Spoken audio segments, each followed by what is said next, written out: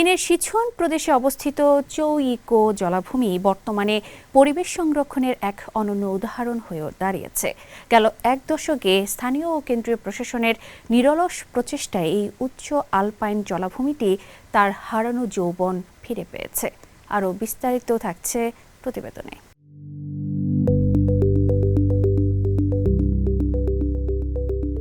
চীনে সিচুয়ান প্রদেশের চৌ-ইকো জলাভূমি জাতীয় প্রাকৃতিক সংরক্ষিত অঞ্চল। এটি কেবল একটি জলাভূমি নয়, বরং চীনের সবচেয়ে শীতল অঞ্চলীয় পিটল্যান্ড বা পিট মাটিভূমি সমৃদ্ধ এলাকা। দীর্ঘ এক দশকের নিরলস প্রচেষ্টায় এই অঞ্চলটি পরিণত হয়েছে একটি সুষ্ঠু প্রাকৃতিক পরিবেশে। তিব্বত মালভূমির জন্য একটি অত্যাবশ্যকীয় জলজ উৎস এবং পরিবেশগত ঢাল হিসেবে কাজ করে এই চৌ-ইকো জলাভূমি।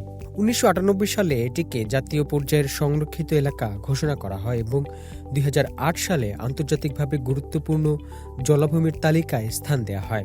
মূলত উচ্চতার পিট বকগুলো এই অঞ্চলের বাস্তুসংস্থানকে টিকিয়ে রেখেছে। একসময় অতিরিক্ত পশুচারণ এবং মাতৃভূমির ক্ষয় এই অঞ্চলের পরিবেশের জন্য বড় হুমকি হয়ে দাঁড়ালেও গেল এক দশকে স্থানীয় প্রশাসনের কঠোর পদক্ষেপের ফলে পরিস্থিতির আমূল পরিবর্তন ঘটে।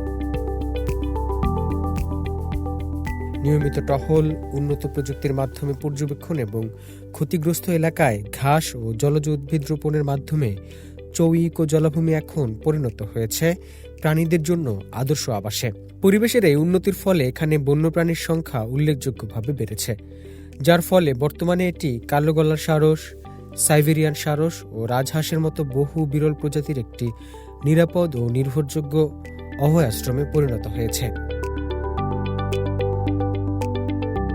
প্রতি বসন্তে হাজার হাজার কিলোমিটার পথ পাড়ি দিয়ে কালো গলা সারসরা আসে এখানে।